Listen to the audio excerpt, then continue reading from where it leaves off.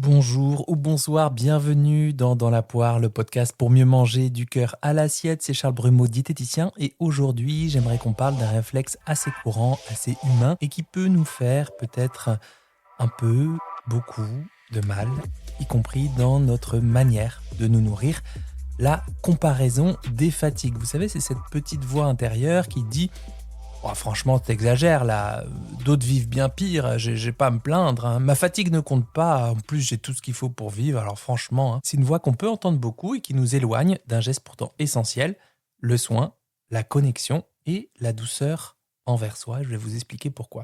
Pourquoi on compare nos fatigues? Cette comparaison qui s'invite dans votre tête, qu'est-ce qu'elle fait vraiment? En fait, c'est comme une fausse bouée. Comparer nos fatigues à celles des autres, c'est souvent une stratégie pour essayer de se calmer soi-même. En mode, regarde, d'autres vivent pire que toi, donc arrête un peu de te plaindre. Ça part d'une intention de rationalisation, c'est-à-dire tenter de remettre de l'ordre dans ce qu'on ressent.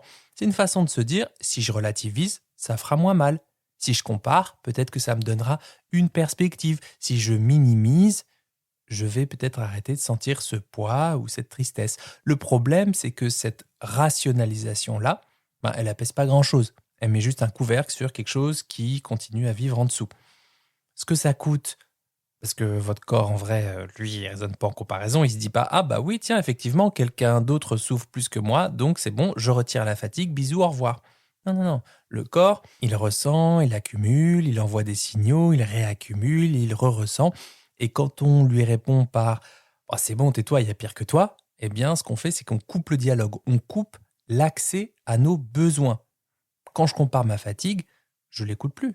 Je l'écrase, je la relativise, je la renvoie dans un coin de moi qui s'accumule doucement, silencieusement, jusqu'au moment où ça déborde.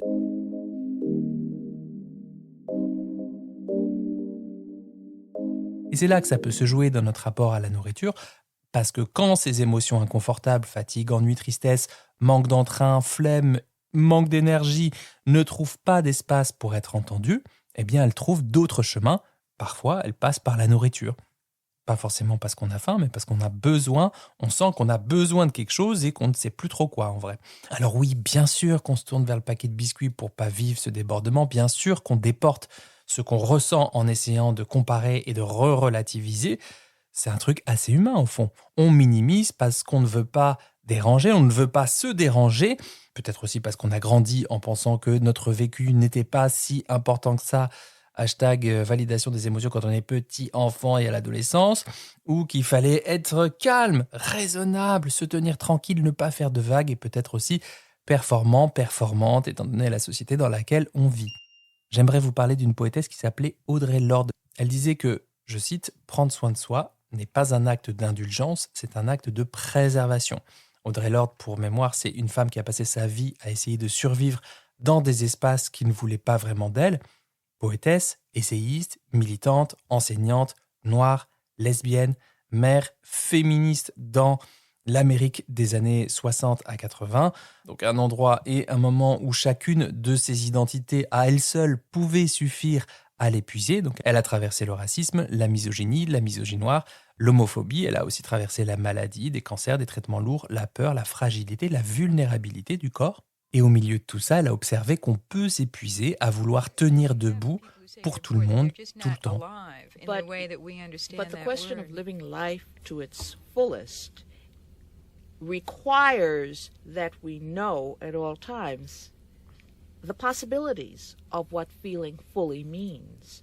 And I think that boredom, being turned off, being unwilling to grasp fully even pain, is a way of keeping us moving in a very prescripted, very narrow, very regimented position, i.e., to fulfill our part of the machine. When we live in what we are feeling, when we recognize a kind of measurement, internal measurement as to what is really satisfying, then we're less likely to settle for that non-life. Mm-hmm. And that's what makes living fully such a powerful, such a potent tool for both change and movement. Mm-hmm. Quand elle parle de préservation, elle n'évoque pas forcément le bien-être. Elle parle d'un geste de survie, de la nécessité de se reposer, de se préserver. de ne pas confondre force et sacrifice. Audre Lorde, elle arrive à cette conclusion parce qu'elle sait ce que c'est d'être au bord, de porter trop, de croire qu'il faut toujours être forte, forte, forte, et de découvrir que la vraie force, parfois, c'est d'admettre qu'on ressent de la fatigue, qu'on est fatigué.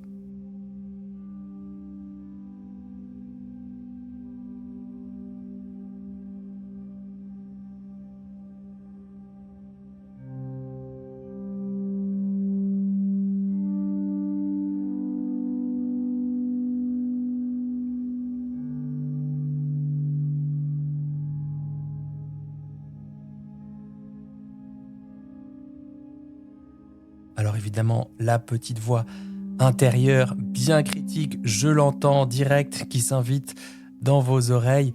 Ouais, enfin, c'est bien mignon, mais moi je suis pas Audre Lorde, j'ai pas vécu tout ça, donc ma fatigue, ça va 2 minutes, quoi. C'est un réflexe qui est souvent entendu en consultation, hein. J'ai de quoi me nourrir, j'ai un toit, et moi j'en suis encore là à galérer avec mon alimentation émotionnelle, mes compulsions, mes graines de chia sur mon pudding que j'arrive pas à manger un jour sur deux, mon insatisfaction corporelle, alors qu'il y a tellement pire. Peut-être que c'est une manière d'avoir conscience de ses privilèges, déjà, de ne pas avoir faim, de ne pas devoir migrer pour trouver du travail ou des moyens de subsistance. Donc ça, je peux tout à fait l'entendre. Mais j'observe aussi qu'il y aura toujours quelqu'un qui souffre plus. Toujours, toujours, toujours. So what? Et alors? Audre Lorde, elle ne nous invite pas à être aussi forte qu'elle. Elle nous invite à nous autoriser à ne pas tenir toujours, tout le temps, dans toutes les circonstances. Donc, autrement dit, vous avez le droit d'être fatigué, même si votre vie ne ressemble pas à un manifeste politique. Votre part d'humain qui souffre ou qui est inconfortable doit pouvoir être entendue. En consultation, bien sûr, mais aussi entre vous et vous. Peut-être que la vraie question, c'est pas est-ce que j'ai le droit d'être fatigué, donc la légitimité de la fatigue, mais plutôt qu'est-ce que ma fatigue essaye de me dire à moi? Pas de quoi j'aurais besoin si j'étais quelqu'un de plus fort, plus forte, plus organisé, plus optimisé. C'est à mon échelle, à moi, là, dans ma vie, avec ce que je vis là, tout de suite, maintenant. Qu'est-ce que ma fatigue essaye de me dire? Parfois, on n'a pas la réponse tout de suite et ça fait partie de la vie, de l'expérience humaine, de ne pas avoir de réponse immédiate à tout le temps. Parfois, il faut attendre quelques heures, quelques minutes, quelques jours. Parfois, la réponse peut être dans une forme minuscule d'action pour soi. Boire un verre d'eau chaude, un verre d'eau tiède avec son parfum d'infusion préféré. Dormir jusqu'à ce que le corps nous réveille si on peut.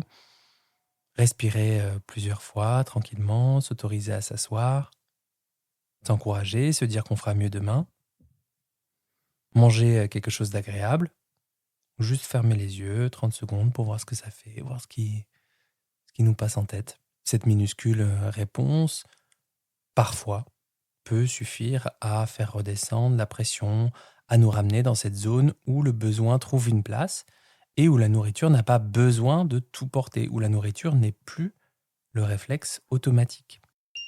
Avant de partir, je vous laisse avec une question. Je vous invite à vous laisser cheminer doucement, sans vous forcer à y répondre tout de suite. Qu'est-ce que cette pensée me permet d'éviter? Qu'est-ce que cette pensée, ma fatigue ne compte pas ou compte moins que celle d'autres qui ont des vraies raisons de, qu'est-ce qu'elle me permet d'éviter? On l'a vu brièvement dans cet épisode, comparer sa fatigue à celle des autres, c'est pas super utile ni fonctionnel. Mais ça peut aussi nous protéger de quelque chose de plus difficile encore. Ça peut nous éviter de reconnaître qu'on a besoin d'aide. Ça peut nous éviter d'avoir à poser des limites, de dire non, de décevoir quelqu'un. Ça peut nous éviter de nous sentir vulnérables, de s'écrouler. Se dire que ma fatigue n'est rien, ça peut être plus simple que d'admettre « je suis épuisé, je n'en peux plus et je ne sais pas comment changer ça, je me sens démuni et j'en ai marre ».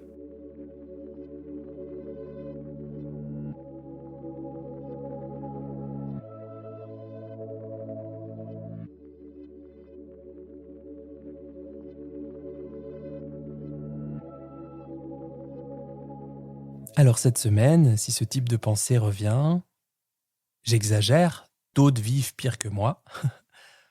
Peut-être posez-vous aussi cette question. Qu'est-ce que ça me permet de ne pas regarder en face? Qu'est-ce que ça me permet de ne pas faire?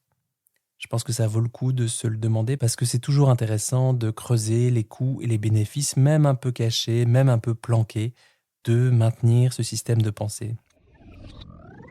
Donc à retenir, c'est pas votre fatigue, votre ennui ou votre manque d'élan qui pose problème, c'est le fait de leur refuser l'entrée. Voilà, je vous remercie de m'avoir écouté jusqu'au bout. Merci à toutes celles et ceux qui se sont abonnés suite à mon édition de la newsletter sur les protéines et de la mini-série de podcasts qui a d'ailleurs battu des petits records d'audience. Merci de votre présence, merci de votre écoute. Je vous souhaite un bel appétit de vivre et à très vite pour un nouvel épisode de Dans la poire.